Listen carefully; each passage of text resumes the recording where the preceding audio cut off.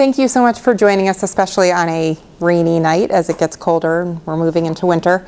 As you know, we host educational sessions for the Coriell Personalized Medicine Collaborative after each result we release. So we're excited that you're joining us to hear more about rheumatoid arthritis. If you have not joined us before, we have sort of a consistent format that we use. We invite a physician expert on the disease. He or she always speaks first. In this case, it's Dr. Feinstein who's joining us. And then I will talk a little bit more specifically about the CPMC results and the genetics of rheumatoid arthritis.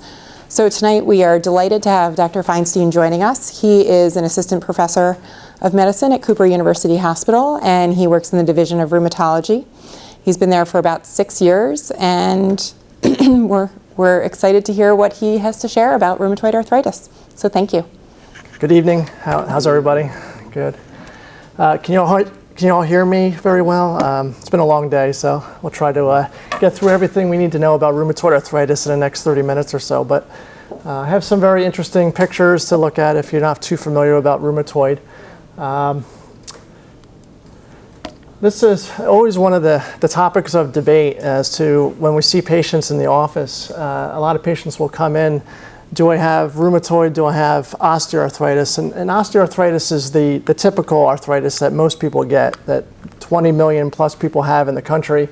It's the wear and tear arthritis of getting older, and a lot of sports players will get it a little bit earlier in life, but this is the osteoarthritis is that it's kind of a non-inflammatory type of arthritis, and it's associated with aging.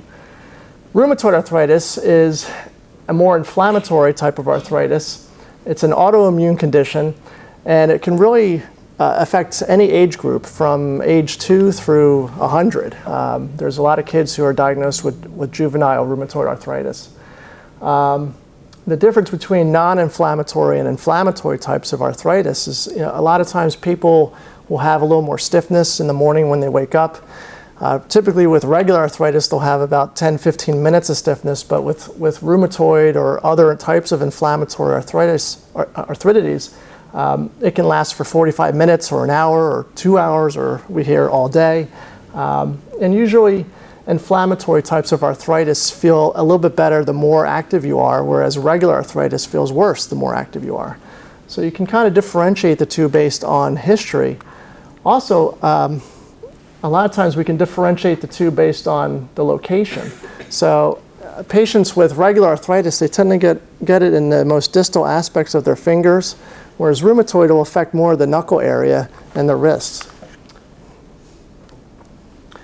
So there's a few different types of inflammatory arthritis that we deal with, and today we're talking about rheumatoid, but there's also a condition called ankylosing spondylitis, which can lead to this decrease in posture over a length of someone's lifetime. This usually occurs in men of younger ages, around 20s. And there's also psoriatic arthritis, which can present very similarly to both osteoarthritis and rheumatoid arthritis, but obviously to diagnose somebody with that, you have to have a history of psoriasis. But just because you have psoriasis doesn't necessarily mean you're going to develop arthritis associated with that. So there's a few take-home messages I just wanted to bring to your attention regarding rheumatoid arthritis specifically. And that is, over the last 10 to 15 years, the way we treat rheumatoid has really changed dramatically. It used to be that we would treat patients kind of in a slow manner. We would try an oral drug for a few months and then try to switch them to something else. But now we try to be really aggressive. And similar to cancer, a lot of patients get multiple treatments at once to try to knock out the cancer. We do the same thing with rheumatoid. Sometimes we'll add a lot of different treatment options all at the very onset to try to knock out rheumatoid as fast as we can. And the earlier you treat somebody, usually the better the prognosis is. So if someone has rheumatoid arthritis for years and years, and then they finally decide to see a doctor or a rheumatologist, it's a little bit harder sometimes to treat those patients. So we really want to identify these patients very early on. There are also new tools now available to make that diagnosis a little earlier. There's been new criteria that have been established recently. There's new modalities such as different lab tests that we didn't have 10 years ago and different imaging modalities that we didn't have just 5 years ago. So this is a typical patient who comes in with hand pain. And you know, when you look at these hands, they don't look too abnormal other than the fact that the picture is a little grainy. But you know, if you look a little more closely here, you'll see a little bit of swelling in these joints. And that's really, when we see a lot of these patients, it's kind of hard to differentiate, do they have regular arthritis or rheumatoid arthritis? And this is where you want to really catch people because you want to prevent them from progressing to the point where now they're getting more swelling. So you see a lot of swelling in here. And then this is a more severe or moderate case of rheumatoid arthritis, where now you're starting to see a lot of different changes to the bony structure, a lot of different atrophy of muscle tissue. And a lot of patients develop these nodules that are associated with rheumatoid arthritis. And this is obviously a much more severe case. And to be quite honest, we hardly ever see this anymore. With the new medications that are available on the market, this is more of a rarity than, you know, which is good. But here you can see this kind of deviation of the fingers. The fingers are now moving south. You have the nodules. This wrist is completely deformed. This patient probably cannot do a basic movement such as this. And you know, it makes it very hard to button, put things on, comb their hair. So you know, we're really trying to stay as far away from this as possible and really catch patients when they're more at this stage. This is just another example where the bones have been completely eroded, and now the fingers have kind of a floppy look to them, and they have very hyperextensible fingers now because they basically have lost their bone. Again, a much more severe case. In rheumatoid, we get these classic findings where you have this kind of swan neck look to the fingers and this what we call a boutonniere deformity. So a lot of patients in the older days, I would say 10, 20, 30 years ago, may have this look, but nowadays we hardly ever see this. So just one brief slide on the pathogenesis of rheumatoid arthritis. I just wanted to make you aware, you know, this being the cartilage layer here, which is kind of like the icing on the cake. It overlaps the bone. And the joint itself, which is right here, is surrounded by a capsule. And what happens is this synovial membrane or capsule begins to get thickened and inflamed, and it causes a lot of vascularity, new blood flow to the area, and eventually starts to erode the cartilage and erode the bone. And this can obviously lead to a lot of deformity. So again, we want to catch patients there and prevent it from getting any further. Now the problem with rheumatoid arthritis is not everybody is the same. Everyone presents differently. There are some people who come in, they have had joint pain and swelling for 6 weeks, and it came on suddenly out of the blue. We can't identify any triggers. We can't figure out why it happened. But they'll develop this kind of acute onset, which eventually over time will just go away. There are other people who will have this kind of chronic course where it comes real quick and then goes, and then comes real quick and goes. But then there's these other people who just get this advanced, progressive, severe type of picture, which leads to those deformities I showed you. So if you look at some of the early X-ray findings, this is a joint space which is very well maintained, but over time you start to see kind of a loss of the space, and the bone starts to get eaten away. And this is what this is showing you, the loss of the joint space and eroded bone. What we know over time is patients can have a lot of inflammation, but it's really, when you look at in terms of disability, it's joint damage, which seems to be very highly correlated with disability. So what we aim to do is improve patients' function right now, but we aim to prevent disability 10 to 15 years from now. But based on that slide I showed you, everyone presents differently and everyone has a different clinical course. So it's very hard to predict who that patient will be when you're first seeing them in the office. So one of the things as physicians we have to determine is who do we think is likely to develop that debilitating disease or that progressive severe type of disease. If we think that we have a patient like that, there's a lot of different DMARDs, what we call them, or disease-modifying anti-rheumatic drugs that we use, which have been around for decades, most of which are oral agents. But the one that's most commonly used is a drug called methotrexate, and I'll get into that a little bit later. But one of the things that we also have to decide is if the patients are not responding to one drug or another, how long do we wait to switch them? Do we add something? How do we decide to use the new drugs versus the old?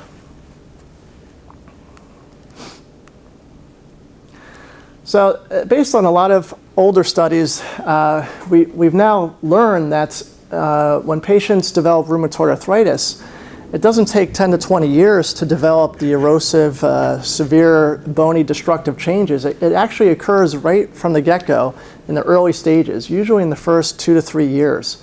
So the window of opportunity that we like to shoot for is, get them in early and treat them aggressively and treat them as hard as possible to kind of put this into remission as quick as we can, if possible. And obviously the goals are to prevent the functional decline of a lot of these patients, prevent radiographic damage, prevent patients from ending up on disability, and then there's a lot of other comorbidities that are associated with rheumatoid that we want to prevent, such as heart disease or potential cancer.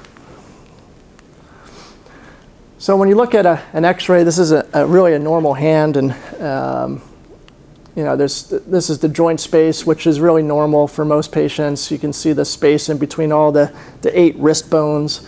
So when you get a patient like this, after only 4 to 6 weeks of complaints, you're not going to see any abnormalities on an X-ray, most likely.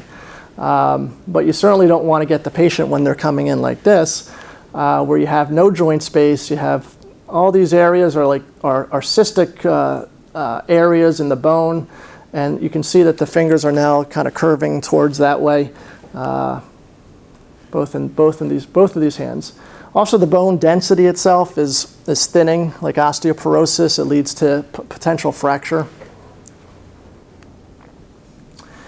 So there's been new criteria that's been established really pretty recently. There was old criteria that was back in 1987 that we kind of used to identify patients with rheumatoid, but then we learned that we're actually not identifying the early arthritis patients, which we really are aiming to shoot for.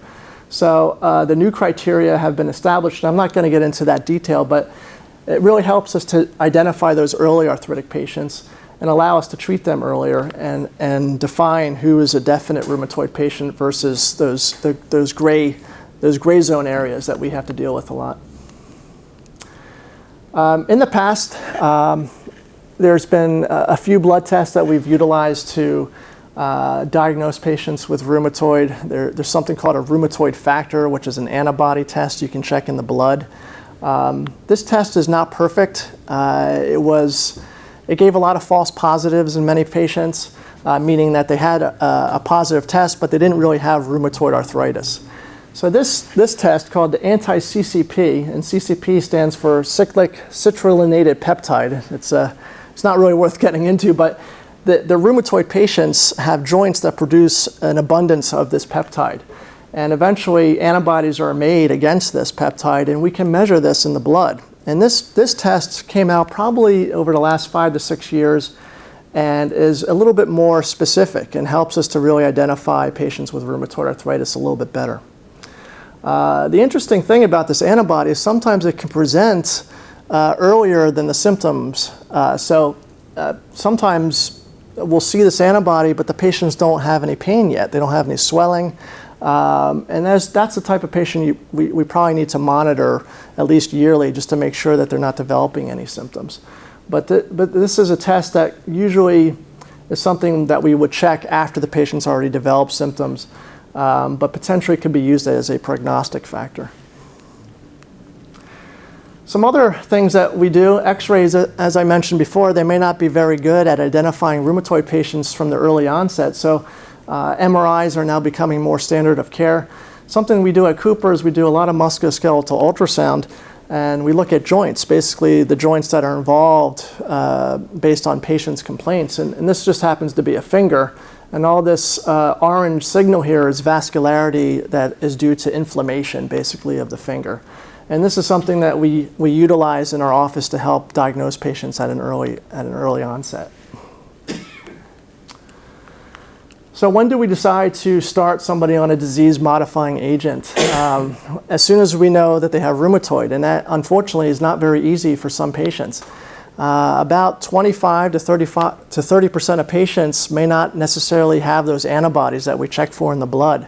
So they fall into this gray area, which it makes things a little bit more difficult. But for most patients, their first-line drug is methotrexate, which it's a drug that is also used for chemotherapy, but in much lower doses. For rheumatoid, it has been shown to decrease inflammation and potentially halt the progression of the disease.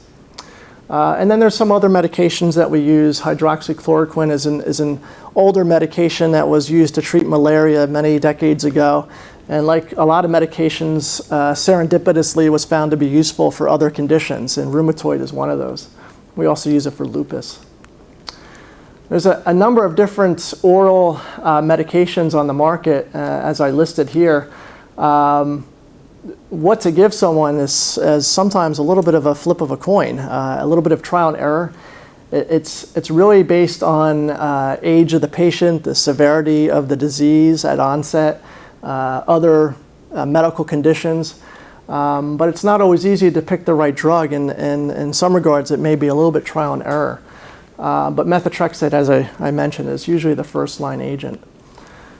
The things that have come out recently over the last 10 to 15 years, which have really revolutionized how we treat rheumatoid, are these new biologic agents, which are monoclonal antibodies for the most part, which I can get into later specifically about that. But I don't know if everyone's seen commercials for Embro or Humira on TV or Remicade. No. But these have really changed how we treat rheumatoid. I mean, the oral older medications didn't really do the job so well. And now that we have these newer medications, there are patients who come in very debilitated, and after a few weeks to a couple months have really reclaimed their quality of life, which has really been quite rewarding. There's a number of different medications on the market now, and most of these, unfortunately for a lot of people, are injections. So you have to inject yourself, or they're infusions. So you have to get an IV placed at a center, and they infuse the medication into your bloodstream. I was kind of obliged to put this slide up here because these medications act on different pathways. The whole cascade of inflammation is highly complex. And these are just a few things of a very complex process, but rheumatoid involves different types of cells, T cells and B cells, and these are very integral cells that are involved with inflammation, infections, autoimmune diseases.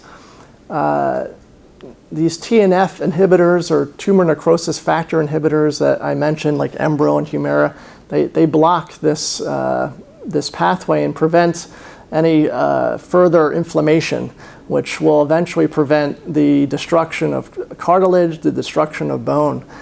So all these other drugs also that I listed here, not all of them are TNF blockers, but they may block this I'll say enzyme for lack of a better word, but it'll block IL-6, it'll block IL-1, and we have a lot of different drugs now available to block these certain areas to prevent inflammation. And if you have any questions, feel free to ask me. I don't want to lose anybody, but this is really the basic way I can describe it. This is a more complicated slide, of course, but it's just showing that the areas that we block can be at different cell levels. So a lot of different medications will block different signals and different pathways. And that's really all I want to get into about that. But do you have a way to check to see what the patient needs? You said it's like hit or miss. Is there anything that you do to say, okay, this patient, you see more IL-6 or the TNF? The question was whether or not there's a way to know if someone needs an IL-6 blocker or something that blocks IL-1 or something that blocks TNF. And unfortunately, for me, as a clinician, there is not. I don't know from a genetic standpoint if that's possible yet, but those medications I listed, they've all come out over the last 5 to 10 years. So some medications we'll try first because they've been around longer, and we have longer data in terms of risk and infection risk and any side effect risks. So I'll choose the medication that I'm more experienced with, usually before I jump on the bandwagon with something that's brand new. And a lot of times we discover that there are side effects after a drug has been out on the market for 4 to 5 years, but those TNF inhibitors that I mentioned, Enbrel and Humira, particularly, they've been around for at least a decade or longer. So the other thing about the answer to that question is it depends on the insurance carrier, unfortunately. What they'll approve, they have their list of what drugs are coming first on their list, and they'll approve certain ones over others first. And that's unfortunately just the nature of the beast today. So TNF inhibitors, they're very potent inhibitors of inflammation. Like I said, they've revolutionized how we treat rheumatoid since 1998. The good thing about these medications compared to the older oral medications is that in the clinical trials that were done, they've actually been shown to halt or at least slow quite dramatically the progression of rheumatoid. So that patient who comes in with a deformed hand is not going to develop those functional disabilities and those x-ray findings that are more of a severe finding. These medications have really been shown to prevent or slow the progression of the disease.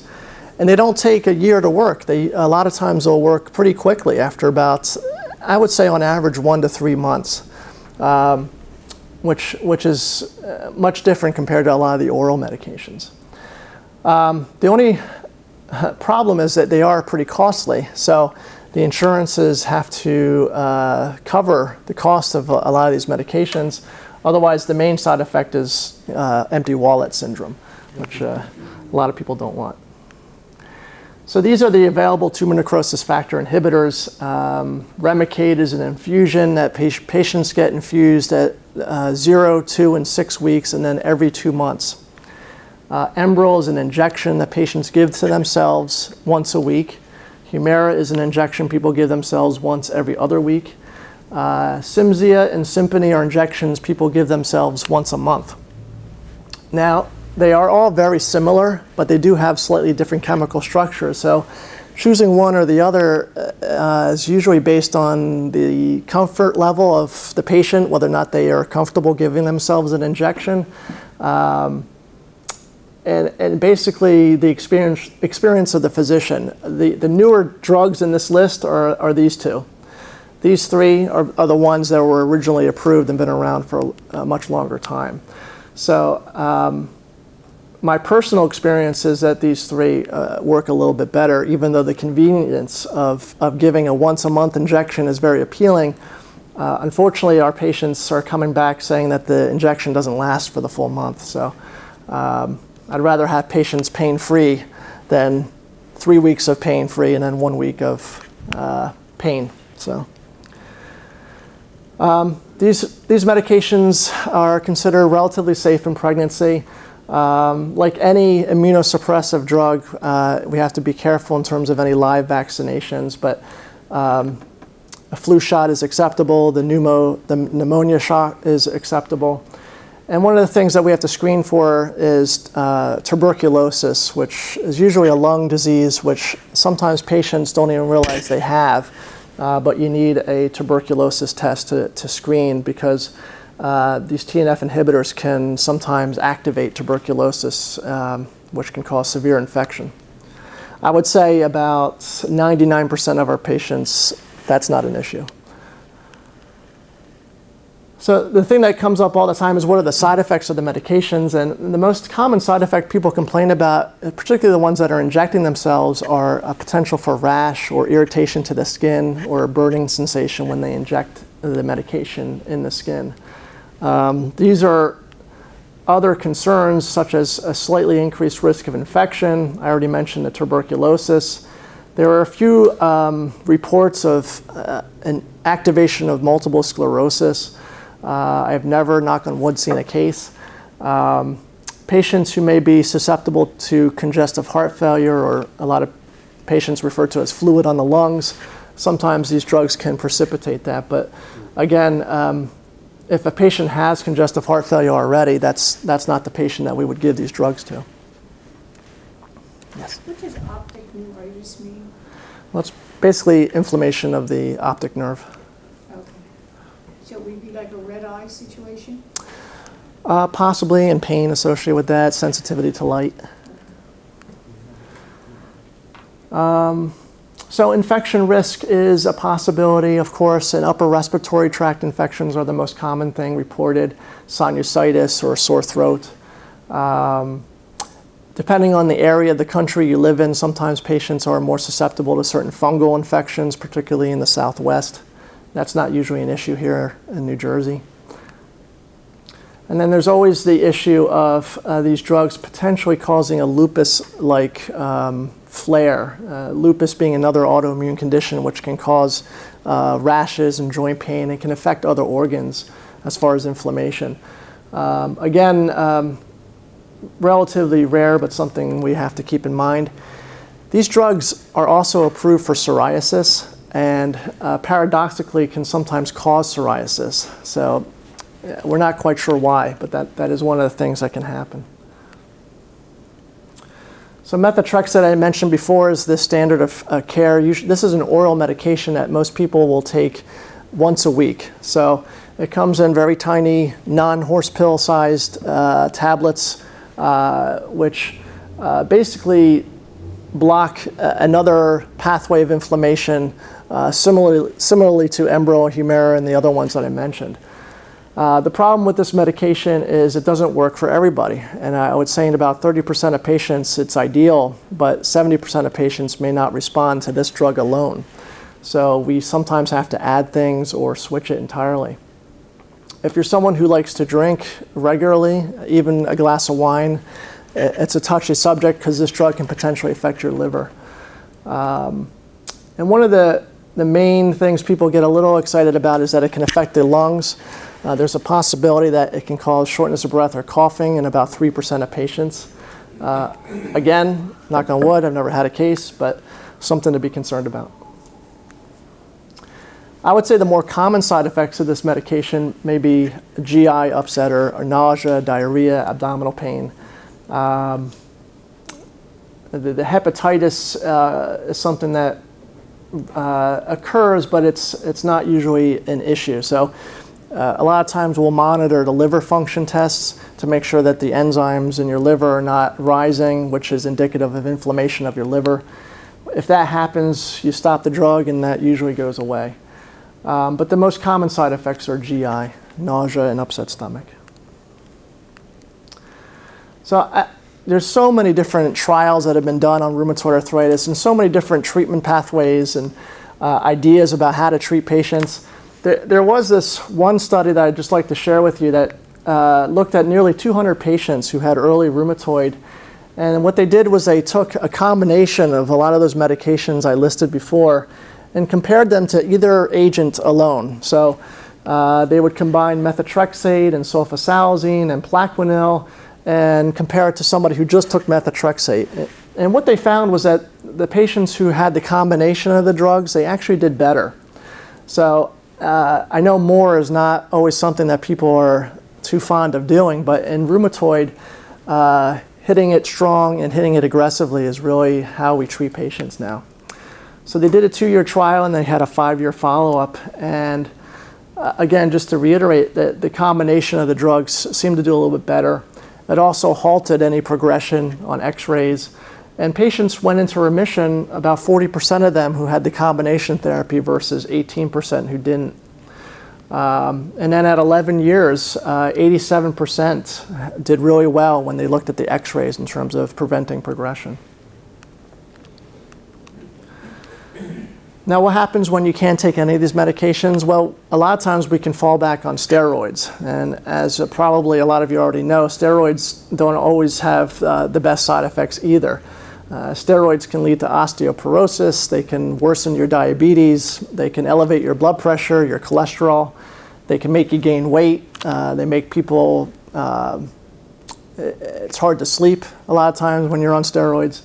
But in low doses, it may be the only option, and it's also been shown to help prevent progression of rheumatoid. And sometimes we have that occasional patient where this is all they can take, and it's considered relatively acceptable to do that.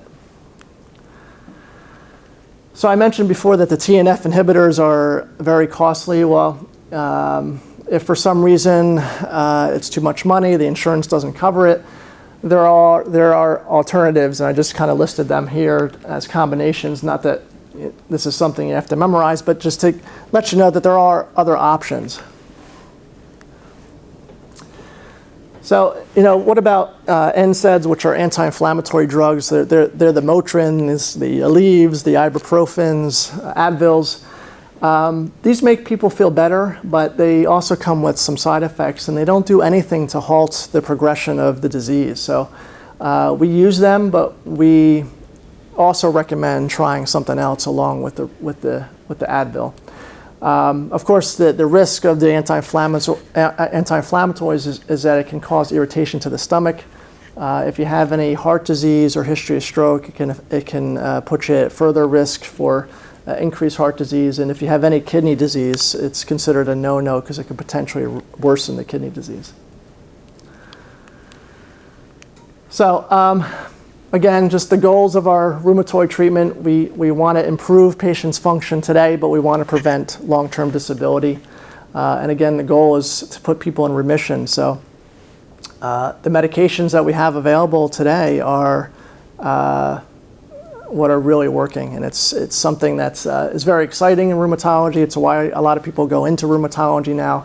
We can actually help people who have rheumatoid arthritis, as opposed to 20 years ago where there really wasn't that many options. So that's pretty much it. So if you have any questions. What role does the diet play? That's a good question, and it comes up quite a bit.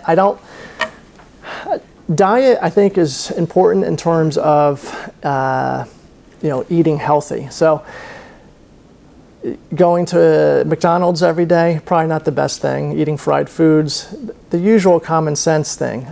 Vegetables, fruits, anything with antioxidants, I think is very important. Anything with anti-inflammatory qualities to the food. Fish oil is something that a lot of people are taking nowadays because it has anti-inflammatory effects.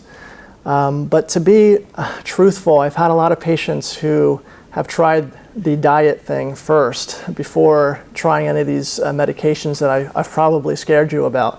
But the diet does not tend to work out in the long run, and unfortunately patients end up coming back needing these medications. Mm-hmm. I noticed lymphoma kept popping up there. Mm-hmm. Why lymphoma? Why cancer? Why is that a possible side effect Of the rheumatoid itself? Yeah. Or? So why is lymphoma? There was one on there, I think. Yeah. Lymphoma was listed at the bottom as one. So the question is, what's the link with lymphoma and rheumatoid, and also the link with lymphoma and the treatments? Well, again, a little bit of a loaded question. I mean, when the immune system is hindered in some way, there's also potential for cancer. There's been a lot of distress in regards to the medications being a possible risk factor for lymphoma, but the problem is we know that rheumatoid arthritis itself, left untreated and left with chronic inflammation that's ongoing, is a risk factor for lymphoma. So it's one of those things, is it the chicken or the egg, which came first? And I don't think we really know what is the true cause of lymphoma. Is it the disease itself and the poor autoimmune or the poor immunity that the patient has, or is it the medications that's causing the lymphoma? We do know, though, from other studies that if you treat rheumatoid arthritis and you get the inflammation under control, that the incidence of lymphoma actually goes down. So, you know, it's hard to answer, but I don't know what the direct cause of lymphoma is. So. And you don't know like which lymphoma? No, it varies. It varies. Yeah.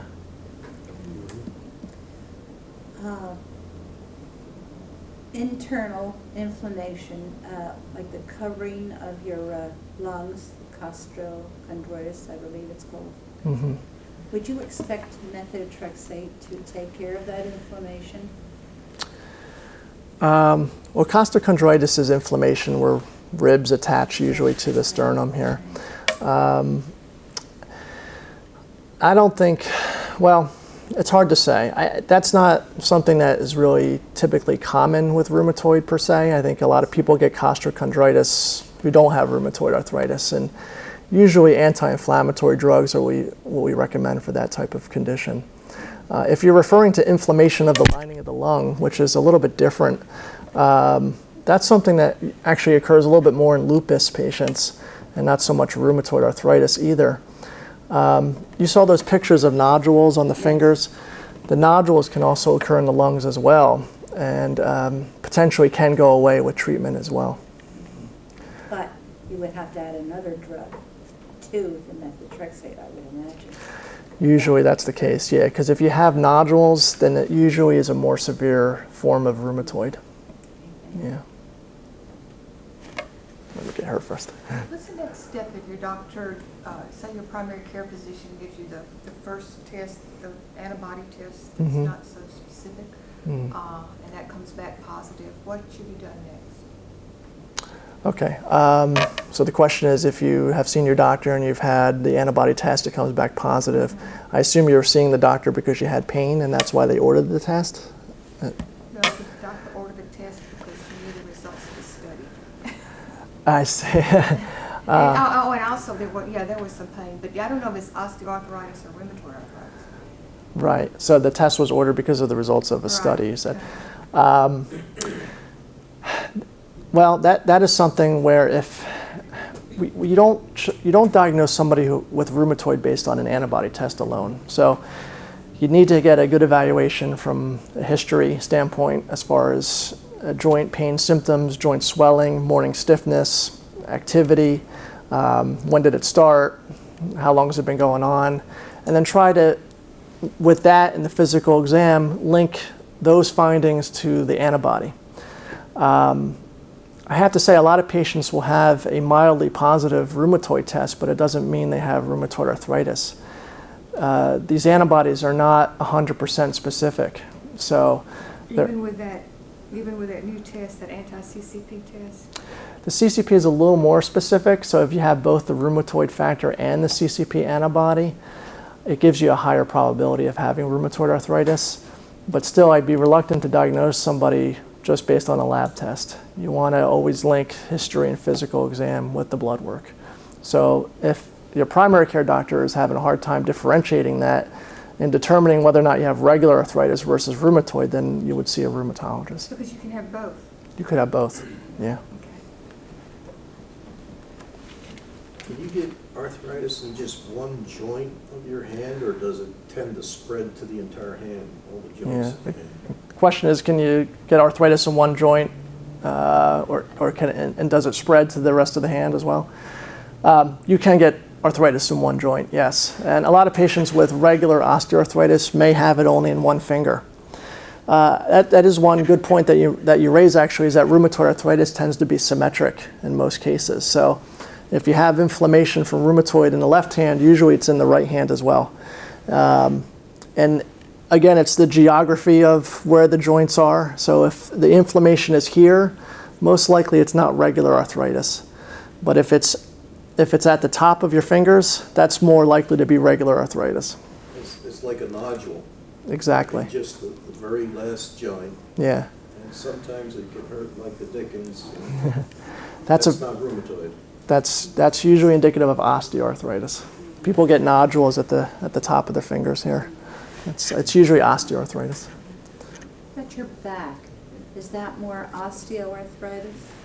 Yeah. Rather than For the back is one thing, particularly the low back, that rheumatoid will spare. So rheumatoid arthritis can affect the higher portions of your neck, the shoulders, the elbows, the wrists, certain joints in your fingers, hips, knees, ankles, feet, but the low back is usually from regular arthritis. Do either hot or cold compresses help ease the pain of arthritis? Well, if you have acute inflammation that's ongoing, usually ice helps a lot of patients.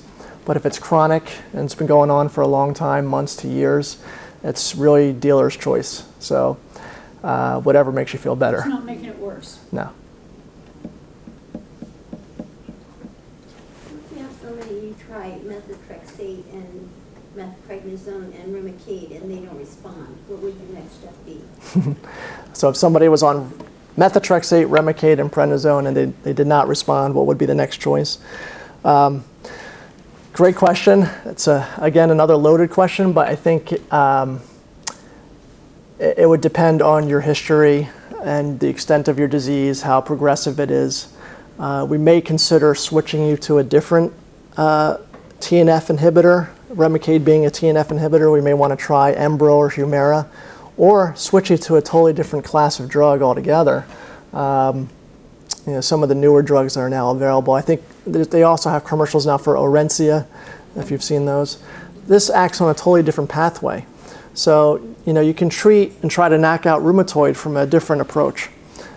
So if you've already tried that, you've tried it for an adequate period of time, maybe 3 months or so, you know, we may want to consider changing what we're trying to block. So we may try a totally different infusion or totally different injection.